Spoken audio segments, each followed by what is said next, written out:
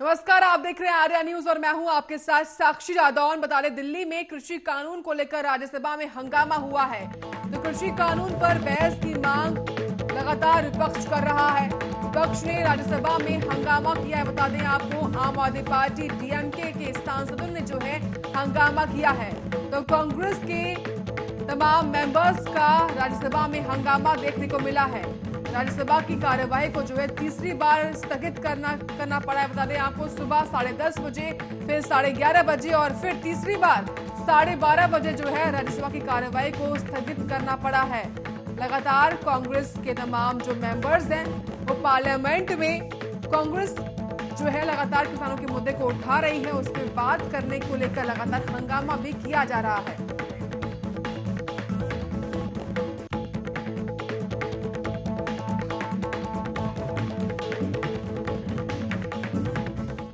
वहीं केंद्र सरकार ने अपने दूसरे कार्यकाल का तीसरा बजट पेश किया है, जिस पर व्यापारियों ने अपनी प्रतिक्रियाएं दी है। मुरादाबाद जनपद के व्यापारियों का बजट पर कहना है कि यह बजट स्वास्थ्य और किसानों के लिए फायदेमंद है, लेकिन पीतल व्यापार को भी इस बजट का कोई फायदा नहीं हुआ है। सरकार को पीतल व्यापारियों के लिए बजट में कुछ फायदा देना चाहिए था। बता रहे कि मुरादाबाद पूरी दुनिया में पीतल नगरी के नाम से विख्यात है और बता दें यहां से पूरी दुनिया में पीतल एक्सपोर्ट होता है। वहीं पीतल व्यापारियों को बजट से काफी उम्मीदें थी और व्यापारियों का मानना था कि सरकार पीतल उद्योग को बढ़ाने के लिए बजट में एक अहम हिस्सा लेगी, लेकिन केंद्र सरकार के बजट में पीतल व्यापारियों को कोई उम्मीद जो है और साथ ही साथ कोई मदद भी नहीं दी गई है। तो लगातार जो है इस बार पीतल व्यापारियों को जो है फायदा नहीं हुआ, जहां पर पीतल के दामों में एक बार फिर से कस्टम ड्यूटी को बढ़ा दिया गया और इसी के साथ जो है पीतल के जो दाम है वो बढ़ गए हैं। मैं ब्रास पूजा आर्टिकल्स का व्यापार करता हूँ। ठीक है, सरकार जो बजट लेकर आई है, कृषि उद्योग में बहुत सहूलियतें दी हैं, लेकिन पीतल व्यापार पे सरकार का शायद ध्यान नहीं जाता। इसमें हमारा एक तो ये 12% टैक्स जो है ये बहुत ज़्यादा है। मैं मांग करूँगा सरकार से इसे 5% किया जाए। जो हमारे पूजा आर्टिकल्स की चीज़ें हैं वो छोटे से छोटे लोग भी यूज़ करते हैं और बड़े से बड़े लोग भी यूज़ करते हैं। मैं जो मिसाल के तौर पे मैं पूजा थाली का व्यापारी हूँ। मेरे पास 50 रुपये से लेके 500 रुपये तक की थाली है। मैं सभी का ख्याल रखता हूँ, छोटे से छोटा बड़े से बड़ा अपनी आस्था से पूजा कर सकता है।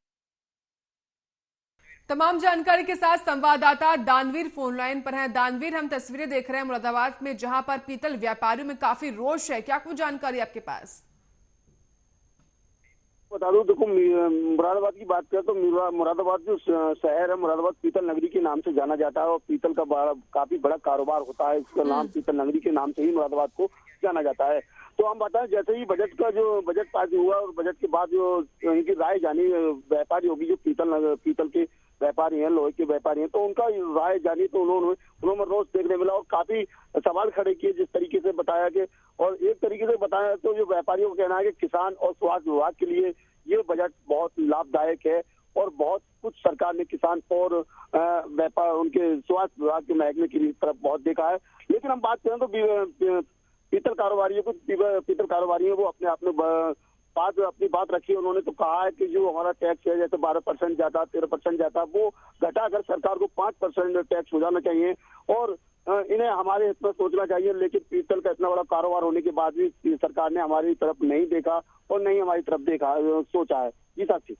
बिल्कुल दानवीर, पूरा मुरादाबाद जो है पीतल नगरी के नाम से विख्यात और ऐसे में पीतल के दामों में इजाफा होना नॉर्मल तौर पर जो है एक तरीके से जो है तमाम व्यापारियों में रोष पैदा होगा, लेकिन क्या अभी तक कोई प्रदर्शन इसको देखते हुए तमाम व्यापारियों द्वारा किया गया है? बिल्कुल, देखिए मैं आपको बता दूं, जैसे व्यापारियों प्रदर्शन की बात करें तो जैसे किसानों का धरना बॉर्डर पर चल रहा है, उसमें ही प्रशासन अधिकारियों ने इतना खौफ बैठा दिया है किसानों के अंदर। तो चाहे जो प्रदर्शन की बात करें तो व्यापारी कहीं भी अभी प्रदर्शन करने को इच्छुक नहीं है और नहीं कोई ऐसा प्रदर्शन जैसी कोई तस्वीर हमारे सामने आई है और नहीं मुरादाबाद में ऐसा कोई जगह प्रदर्शन की कोई सूचना नहीं है। क्योंकि देखो, अधिक प्रशासनिक और सरकार से इस समय अधिक कोई भी सही व्यापारी से किसान से लेकिन बैर नहीं बांधना चाह रहा है, क्योंकि जो बजट पास किया वो वापस नहीं हो सकता। कई व्यापारियों से मेरी पर्सनली बात हुई तो उन्होंने कहा जो भी आ गया वो वापस तो होगा नहीं, जो आ गया वो हमें स्वीकार है अब, लेकिन सरकार को हमारे हित में सोचना चाहिए था और हमें देखना चाहिए था क्योंकि जिस तरीके से हमारे पास लगभग लाखों मजदूर काम करते हैं, मजदूरों की मजदूरी का भी हिसाब किताब कहीं ना कहीं बढ़ता हुआ नजर आ रहा है। तो बिल्कुल। सब कुछ ध्यान में रखते हुए हमारे इसमें सोचना चाहिए सरकार को, जिस इस तरह से नहीं सोचा जी। बहुत बहुत शुक्रिया दानवीर आपका तमाम जानकारी देने के लिए। वही यवतमाल के भंडारा जिले के सरकारी अस्पताल की आग में 10 बच्चे जो है 10 नवजात शिशुओं की मौत का मामला अभी ठंडा ही नहीं हुआ था कि यवतमाल में पोलियो वैक्सीनेशन अभियान के दौरान 12 बच्चों के सैनिटाइजर पीने की लापरवाही भरा मामला सामने आया है। वह दुर्घटना की वजह से 12 बच्चों को फिलहाल अस्पताल में भर्ती करवाया गया है, जहां उनका इलाज जारी है। वहीं ये सभी बच्चे 5 साल से कम उम्र के हैं। लापरवाही भरी यह घटना यवतमाल जिले के घाटजी स्वास्थ्य प्राथमिक स्वास्थ्य केंद्र की है। यहाँ कापसी कोपरी इलाके में बच्चों को पोलियो की खुराक दी जा रही थी और उसी वक्त बच्चों को पोलियो ड्रॉप की जगह सैनिटाइजर पिला दिया गया। वहीं इसी वजह से 12 बच्चों की जो है तबीयत खराब हो गई है और उन्हें अस्पताल में भर्ती भी करवाया गया है। वहीं शुरुआत में बच्चों में को उल्टियां होने की शिकायत हुई थी और फिलहाल इस घटना के आदेश भी, इस पूरी घटना को देखते हुए जांच के आदेश भी दे दिए गए हैं।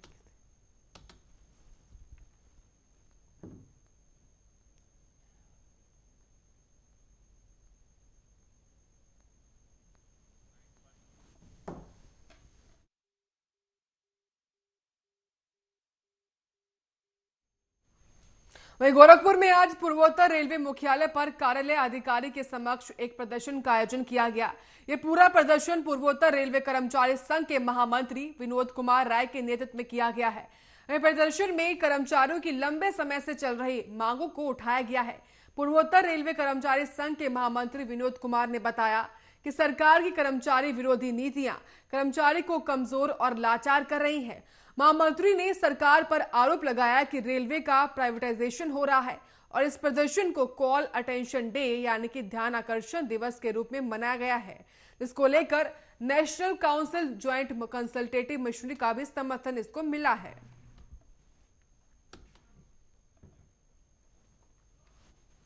आज 14 सूत्री मांगों को ध्यान आकर्षण दिवस मनाया जा रहा है पूरे इंडियन रेलवे पर।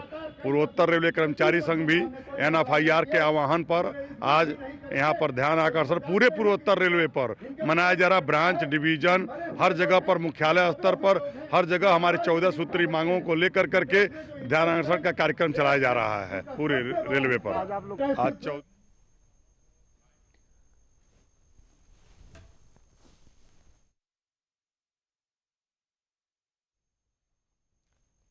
बुलंदशहर के सिकंदराबाद में किसानों के लिए ड्यूटी में लगाए गए PSC के जवानों पर कैंटर बैरिकेडिंग तोड़कर चढ़ गया।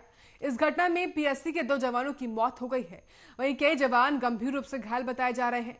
वहीं बताया यह भी जा रहा है कि यह घटना 4 नंबर बैरिकेडिंग पर हुई है, जहां पर घटना के बाद घायलों को अस्पताल में भर्ती भी करवाया गया है और वहीं मृत जवानों के शव को कब्जे में लेकर भेज दिया गया है।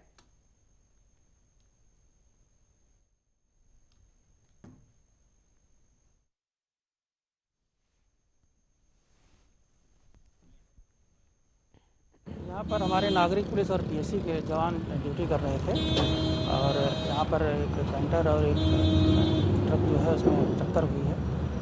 जो उनका यहाँ पर लोग बैठे हुए थे वहाँ पर चढ़ गया है। इसमें 2 PSC के जवान जो हैं वो शहीद हो गए हैं और 2 और घायल हुए थे जो मामूली रूप से घायल थे। उनका प्राथमिक उपचार करके वो अपने ड्यूटी पर आ गए हैं और इसमें मुकदमा पंजीकृत करके कार्रवाई कराई जा रही है। तो इसमें कैंटर चालक है, उसकी कैसी हालत है और जो डंपर चालक है वो कहाँ है? अभी एक ड्राइवर इसमें मिला है जो जिसके पैर में फ्रैक्चर बताया जा रहा है, उसका इलाज हो रहा है। दूसरा ड्राइवर भी फरार है, उसकी तलाश की जाएगी। दूसरा फरार है डंपर चालक? हाँ, अभी तक तो जो 2 जवानों की मौत हुई है इनके क्या नाम है, कहाँ के हैं और कौन सी बटालियन से? ये प्रवीण कुमार इनका नाम है। ये 38 बटालियन PSC अलीगढ़ से बिलोंग करते हैं और रहने वाले गाजियाबाद के। दोनों गाजियाबाद।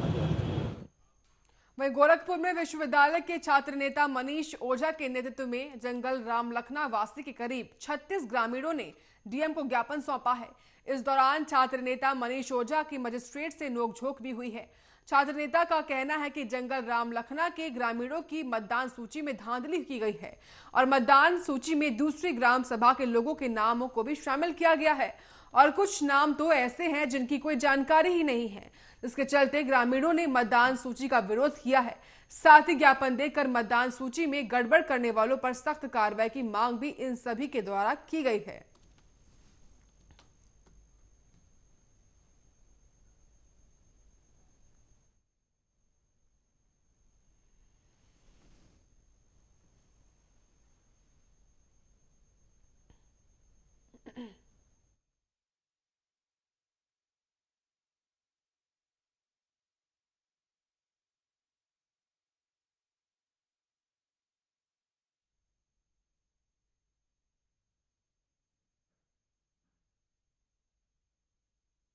तो गोरखपुर में छात्र नेता के नेतृत्व में डीएम को ज्ञापन सौंपा गया। बता दें जो है मतदान सूची में गड़बड़ी करने की मांग को लेकर तमाम लोगों ने हंगामा किया है और सख्त कार्रवाई की मांग भी इन सभी के द्वारा जो है उठाई गई है। तो मतदान सूची में गड़बड़ी हुई थी और उसी को देखते हुए छात्र नेता ने ये पूरा प्रदर्शन किया। जैसा कि हमारे मतलब जंगल राम लखना निवासी पंकज यादव जी द्वारा और अयोध्या विश्वकर्मा जी द्वारा हमें सूचित किया गया कि उनके ग्राम सभा में भयंकर मतदाता सूची में अनियमितता बढ़ती जा रही है, जिसमें जो अन्य ग्राम सभाओं के लोग हैं, वासी हैं, उनका नाम डाला गया और इस ग्राम सभा के लोगों का दूसरे ग्राम सभा में डाला गया, जो कहीं ना कहीं बीएलओ और लेखपाल की गड़बड़ी है। और इनके द्वारा कई बार एसडीएम साहब को वहाँ ज्ञापन भी दिया गया था, लेकिन उस पर कोई ठोस कार्रवाई नहीं की गई। आज जैसा वहीं गाजियाबाद विकास प्राधिकरण द्वारा परिवर्तन जोन अटोर में प्रॉपर्टी डीलरों द्वारा अवैध कॉलोनी की बसाई की जा रही है, जिसके बाद प्राधिकरण में मामले में जो है कार्रवाई करते हुए निर्माण को रोक दिया गया और वहीं बसाई गई अवैध कॉलोनी का भी ध्वस्तीकरण कर दिया गया है।